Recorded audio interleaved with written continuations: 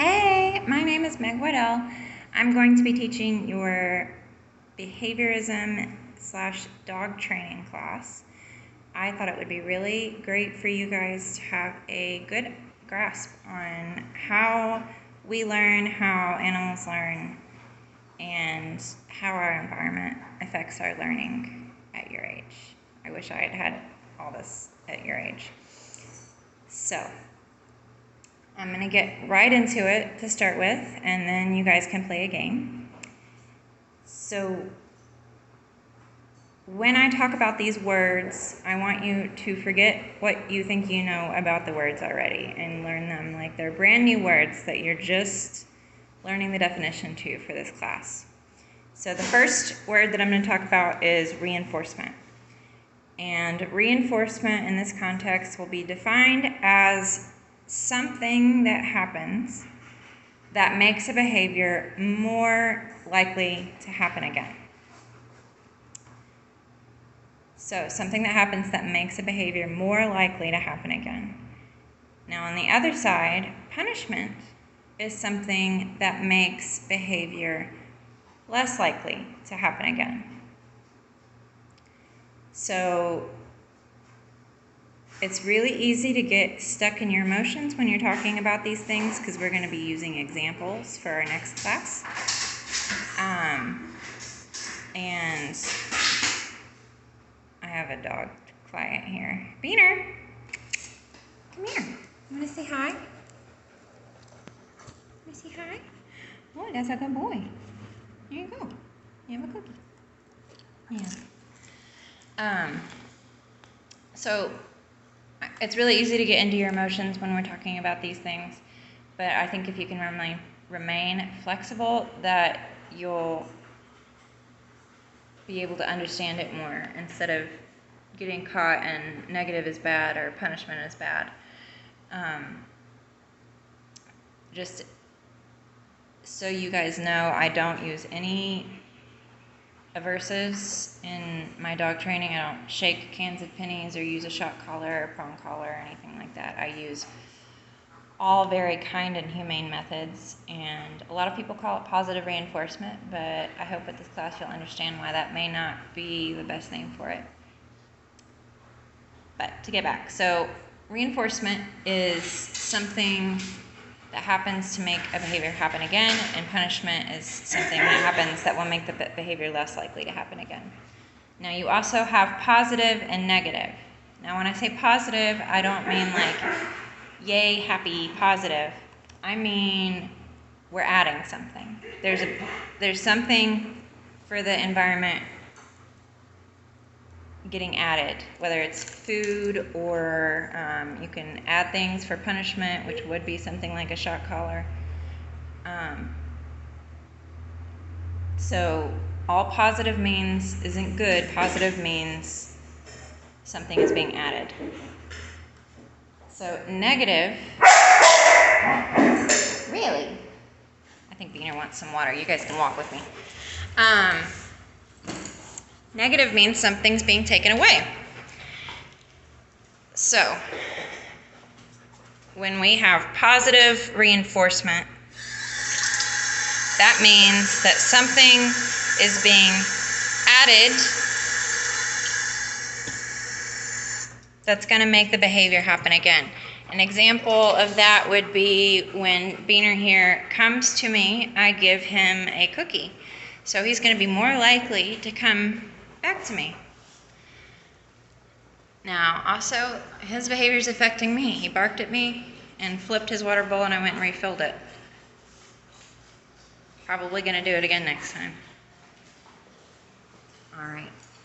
So, back to the main topic, though. So, if we have positive reinforcement, and that means something's being added, like a cookie.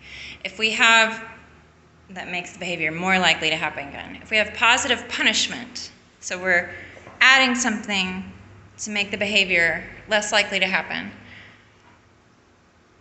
I would probably scare Beaner in some way, or like I said, shake a can of pennies or something. That's going to make him less likely to do the behavior again. But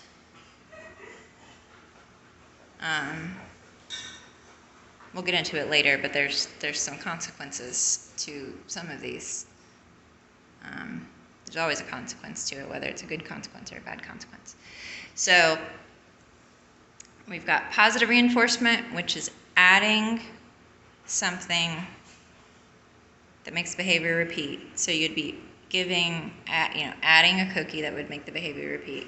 Negative reinforcement, or positive punishment, would be giving something that would make the behavior stop, like some kind of aversive. It's the positive punishment is the kind of punishment that I don't generally use, and we can go over that a little bit more later, but it's very rare to where a positive punishment would be humane in a dog training context. He's trying out the treadmill over here. He's a little nervous. He just got dropped off.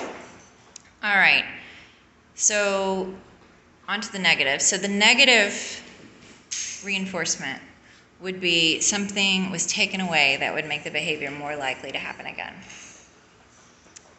If you want, you can pause right now and see if you can think of something that might fit. But an example of negative reinforcement would be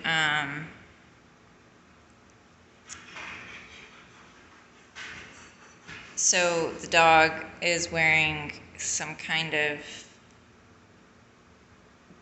device that makes it uncomfortable, and if you remove it, you will only remove this device if the dog does what you want. That would be negative reinforcement.